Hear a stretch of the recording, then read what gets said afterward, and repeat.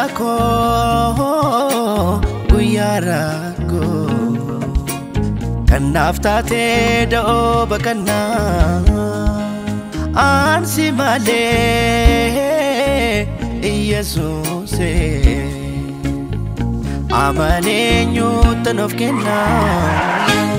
Hiddi dhiigaa jitee jilbi kee anaaf si dadhabee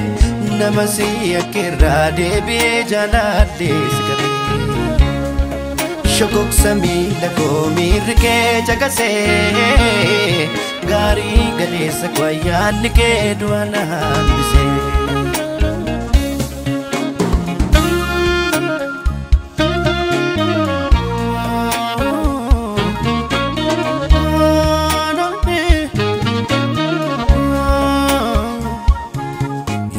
Karaatti kufuu jabaachuu dadhabee agartuu karoo koo si boquu kool qabee qaama koo madaa'ee fooliin na rakkisu gooteettaa daraaraa Libaanoon urgaan na markisu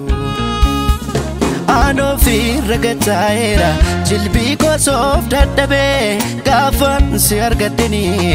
tarkaanfii jalqabee Aanoo fi ragataa'eera jilbii koo soof dadhabee ergan si argadhanii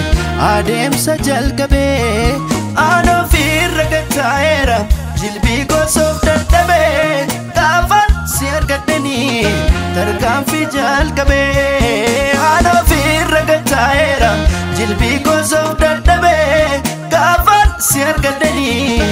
adeemsa jalqabee Furiiko Yesuus gargaarako Hirkoko miltoko Yesuus jaalalliko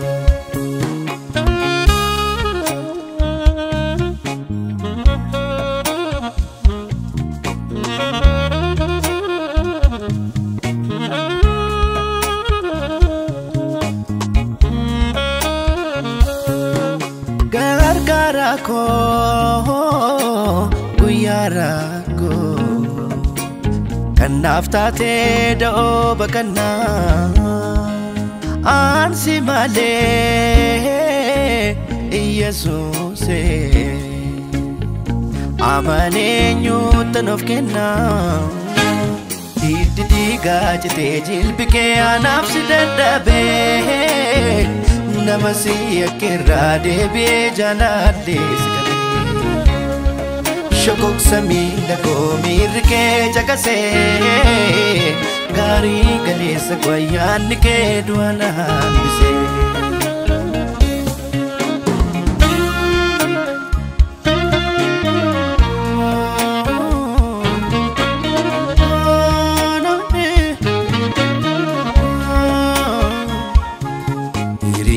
Koo dhugaa jaalallee amanamaa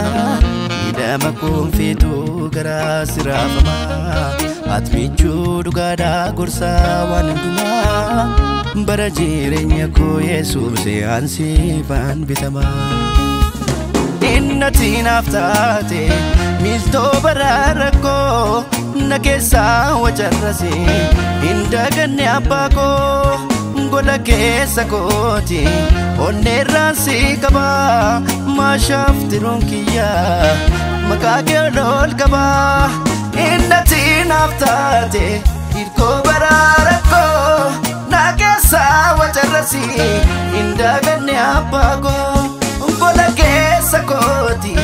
onneerraan si qabaa Maashaaf tiruun kiyyaa